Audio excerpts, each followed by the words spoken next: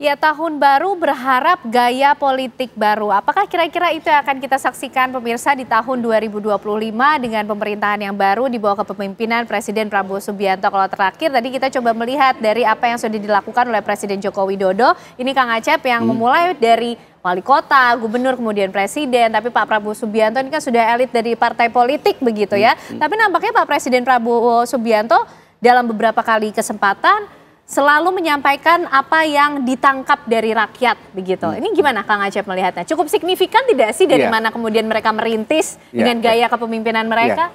Ini kan di dalam semiotika itu ada yang disebut dengan kode proaeretik ya. Kode itu kode naratif untuk melihat satu karakter antara lain gitu sepanjang narasi sejarah orang itu. Nah, kalau kita melihat Pak Prabowo, sebetulnya tidak bisa kita mulai ketika beliau aktif di partai politik. Tapi harus kita lihat dari 98 misalnya, ketika beliau pergi meninggalkan negeri ini, ya, dengan segudang persoalan, ya. Dan kemudian beliau kembali, tapi kembali beliau bukan sebagai Simalin Kundang yang kemudian tidak mengenal ibunya, tapi dia di sini mendirikan partai dan kemudian membina partai itu menjadi semakin besar.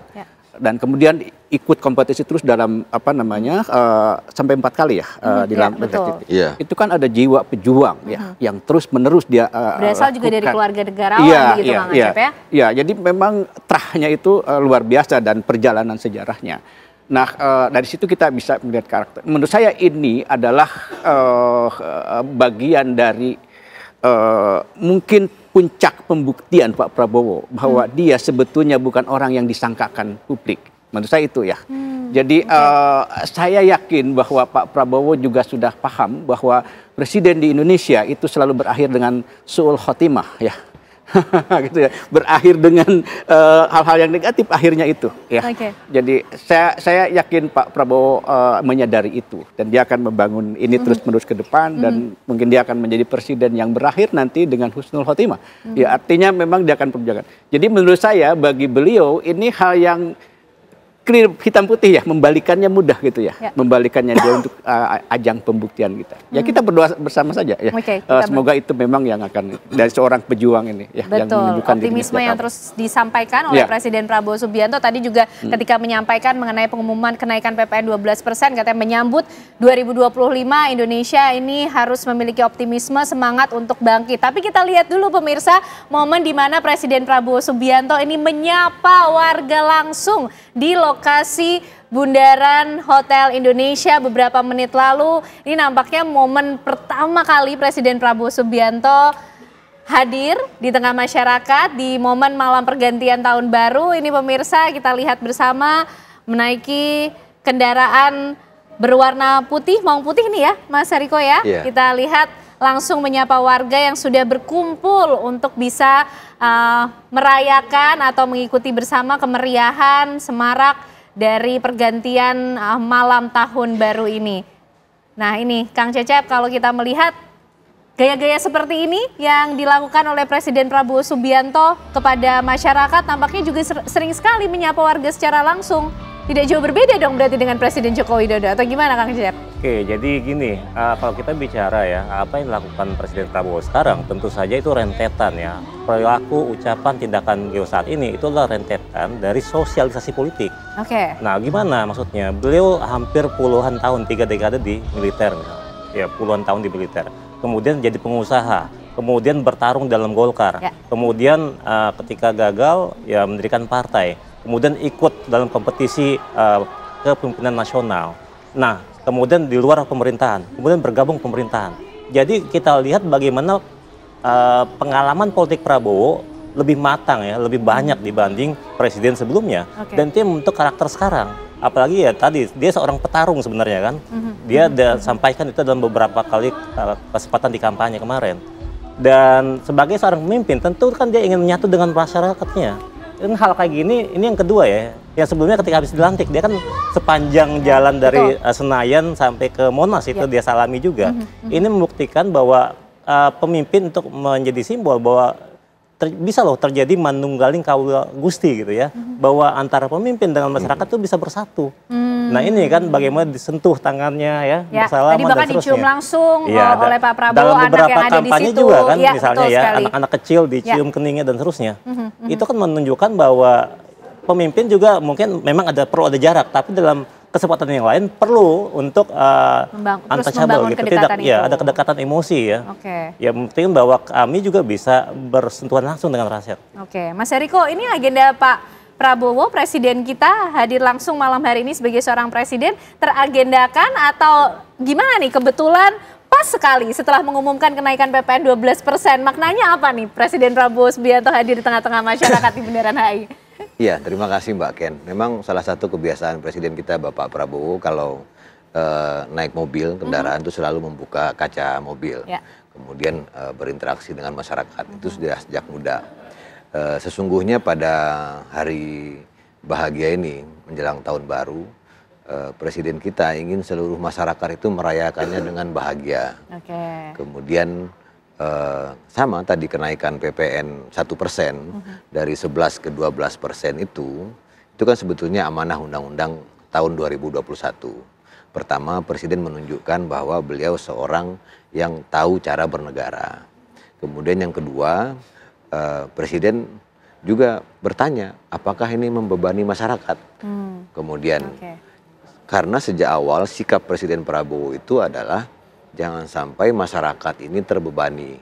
Pokoknya bahasanya itu menjaga masyarakat ini beliau selalu jaga. Misalnya beliau mengatakan apa artinya kita menjadi anggota G20 atau menjadi perkumpulan besar di sebuah negara, tapi kalau rakyat ini kelaparan itu sama sekali tidak ada artinya. Makanya salah satu kado di tahun baru 2025 ini adalah presiden konsisten dengan sikapnya tegas, intinya jangan sampai masyarakat ini terbebani oleh kenaikan PPN 1% dari 11 ke 12. Tadi tegas beliau sampaikan PPN itu hanya untuk barang dan jasa yang mewah. Kemudian beberapa barang saya khawatir salah ya. Misalnya untuk barang dan jasa yang dibutuhkan masyarakat tetap akan diberikan pembebasan PPN itu ya. Misalnya itu tarifnya 0% antara lain kebutuhan pokok, beras, daging, ikan, telur, sayur, susu segar, jasa pendidikan, jasa angkutan umum, rumah sederhana, air minum dan lain-lain. Jadi akan ada juga paket stimulus bagi masyarakat yang nilainya mencapai 38,6 triliun. Banyaklah intinya, termasuk nanti pengeluaran orang tua juga berkurang. Ada makan bergizi gratis, kemudian ada pemeriksaan kesehatan gratis, ada renovasi sekolah, ada beasiswa, ada dana desa dan lain sebagainya, komitmen untuk kesejahteraan guru, kemudian kenaikan gaji UMP 6,5%. Kemudian harapannya sederhananya begini. Di tahun 2025 ini kan bahasa Pak Prabowo itu kita puasa dulu, kita ketatkan semuanya dulu. Nanti kita bisa mengumpulkan uang banyak di tahun 2025 ini. Ini perjalanan dinas keluar negeri dihentikan dulu, kegiatan ini tolong di stop segala macam. Nanti harapannya di tahun 2026 lebih banyak lagi perumahan yang bisa dibangun. Jadi mudah-mudahan lah kita berharap ini semua bisa terlaksana dan terima kasih kepada seluruh masyarakat. Baik, terima kasih Kang Acep. Iya, Mas Eriko, terima kasih. Kang Acep, ini kalau melihat kehadiran Presiden Prabowo Subianto malam hari ini menyapa warga langsung di Bundaran HI yang menjadi lokasi perayaan malam pergantian tahun. Ini Kang Acep melihat maknanya berbedakah dari Mas Eriko? Pas sekali, kebetulan sekali setelah mengumumkan kenaikan PPN dari 11% ke 12%. Apa sebenarnya yang ingin disampaikan? Ya ini kan momennya memang kan ya, momen malam tahun baru ya. Karena ada acara di situ yang datang ya. Jadi bukan sesuatu yang memang dibuat misalnya harus datang ke suatu tempat, ke gorong-gorong gitu tadi gitu ya. Jadi ini memang momennya datang ke situ dan Pak Prabowo kan memang dalam beberapa hal mengadopsi gaya Soekarno ya, berpakaian, naik mobil kap terbuka, nah kan itu ya bersalaman dan itu ya. Jadi saya melihatnya sebatas ini itu ya. Jadi bahwa kemudian tadi sebelumnya mengumumkan apa namanya kebijakan baru ya, apa yang menurut saya itu tadi mencemaskan itu ya pada saat yang sama kemudian memang momennya pas gitu ya, momennya tepat. Menandakan apa? Apakah seperti memberikan jaminan kepada masyarakat bahwa Presiden Prabowo Subianto akan terus hadir di tengah masyarakat di balik berbagai kebijakan mungkin yang harus dia ambil oleh seorang presiden? Ya, saya katakan tadi bahwa kehadiran itu tidak harus selalu fisik ya, kehadiran itu, tapi justru di dalam kebijakan ya, di dalam kebijakan yang itu ramah dengan rakyat. kalau tadi misalnya kita lihat PPN 12% itu, kan tetap itu untuk kelas menengah, kelas atas terutama ya. Artinya memang di kelas bawah tetap terjaga kan gitu ya. Jadi apa namanya, itu juga penting dibaca ya, penting digarisbawahi bahwa tidak digeneralisasi bahwa 12% itu keseluruhan kan gitu. Jadi artinya memang kebijakannya tetap mendekati rakyat kalangan bawah kan karena gitu ya. Itu dari sisi kebijakan dan mudah-mudahan memang ke depan cara mendekatnya seperti itu ya. Dan kemudian ini bukan satu cara juga. Saya ingin pesankan bahwa ini ada Mas Ariko ya, bahwa satu hal yang tidak boleh dilakukan menurut saya adalah memelihara relawan. Ya, jangan pernah memelihara relawan. Presiden mungkin. Kenapa tuh Kang? Kenapa itu? Dampaknya akan apa soal? Iya, dampaknya itu menurut saya yang namanya relawan itu kan menjadi simpatisan itu dia tidak melihat keburukan atau kekurangan pada orang. Dia akan membabi buta menurut saya untuk mendukung ininya. Dan presiden menurut saya harus hati-hati dengan itu. Ya, karena itu bisa jadi bumerang gitu ya, bisa jadi bumerang itu kemudian akan menjadi menimbulkan konflik horizontal di bawah ya. Kita melihat kok oposisinya seperti itu, tapi ini kok relawan begitu. Dan itu menurut saya hal yang perlu dijaga ya, perlu dijaga bahwa kita dekat dengan pemimpin, harus dekat dengan rakyat ya, dengan publik ya, tapi tetap harus proporsional gitu loh ya. Tetap harus proporsional. Saya ingin tambahkan sekali lagi. Dulu ketika 2014 saya menulis panjang tentang Joko Widodo sampai 40 halaman tentang model kepemimpinannya. Tapi kemudian saya di akhir saya katakan bahwa kalau memang ini keluar dari citra yang dibangun itu, maka saya adalah salah satu orang yang pertama-tama akan mengkritisinya. Ya akan dalam tanda kutip akan memberontakinya ya. Kalau sekarang udah menulis belum Kang? Kalimat itu saya akan sampaikan juga di sini ya, Dewan Hariko ya. Kita akan dengan masa pemerintahan yang baru ini, presiden yang baru. Makanya kita akan lihat ke depan seperti apa. Tapi saya masih punya keyakinan Pak Prabowo akan tetap on the track ya di jalan itu. Kalau melihat dari sisi-sisi yang ditampakkan. Kalau keyakinannya Kang Cecep seperti apa? Sudah mulai membuat tulisan juga kah untuk presiden baru kita Prabowo Subianto di masa kepemimpinan 2 bulan ini dan nanti memasuki tahun yang baru? Kalau tulisan kemarin muncul di satu media asing ya, saya komparasi kemarin Prabowo dengan Trump kemarin. Nah, tapi poinnya begini lah, di tahun ini udah nih yang terakhir ya, gitu ya.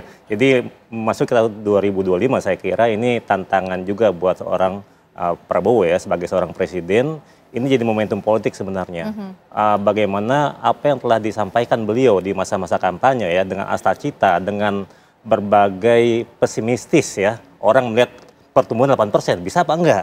Orang melihat makan bergizi gratis, makan siang gratis jadi makan bergizi gratis buat anak-anak SD yang jumlahnya jutaan, yang pengeluarannya di total berapa? Bisa nggak kita? Nah, ini semua yang harus dijawab oleh Prabowo sebenarnya. Karena targetnya cukup tinggi, gimana Mas Ariko? Ya, terima kasih Kang Cecep. Ada satu hal juga yang penting kami ingatkan di tahun baru 2025 ini. Utamanya kepada yang kami hormati ibu bapak yang sudah terlanjur menaikkan harga. Karena ada seorang konten kreator kemarin yang mengatakan kenaikan harga ini bukan karena kenaikan PPN 1% dari 11 ke 12. Tapi dia mengatakan ada teori ekspektasi dalam ekonomi. Jadi kalau ada isu hoax, ada disinformasi, ada fitnah dan ada kebencian, itu bisa juga menaikkan harga. Jadi mohon kepada ibu dan bapak yang sudah menaikkan harga, tadi presiden sudah tegas, intinya kenaikan PPN 1 sampai 11 sampai ke 12 itu hanya untuk barang dan jasa yang mewah. Sementara kebutuhan pokok harian itu tidak naik. Tidak ada PPN-nya. Karena ada juga yang memanfaatkan ini untuk menaikkan harga. Kenapa ini naik? Kan PPN naik. Padahal yang terkena PPN itu hanya barang dan jasa yang mewah. Ini dengan segala hormat ya kepada para konten kreator. Tapi kami juga melihat dukungan yang sangat besar dari para konten kreator terkait dengan pemberantasan korupsi dan judi online. Ini terima kasih kami aturkan. Oke, baik. Tinggal menghitung jam lagi, kita akan memasuki tahun yang baru, 2025. Harapannya tidak hanya diliputi oleh kemeriahan dan juga kesemarakan, tapi juga menjadi momen refleksi dari apa yang sudah berlangsung 1 tahun ke belakang, dialami oleh Indonesia dengan berbagai dinamika yang ada. Pesan dari Presiden Prabowo Subianto tadi, menyambut tahun 2025 dengan bahagia, dengan optimisme, dan juga semangat untuk Indonesia yang bangkit. Kita tunggu nanti tanda-tanda baru dan juga harapan baru tentunya dari pemerintahan yang baru. Selamat tahun baru Mas Heriko, Kang Acep, Kang Cecep, terima kasih sudah menyempatkan malam pergantian tahunnya bersama kami di Apa Kabar Indonesia Malam.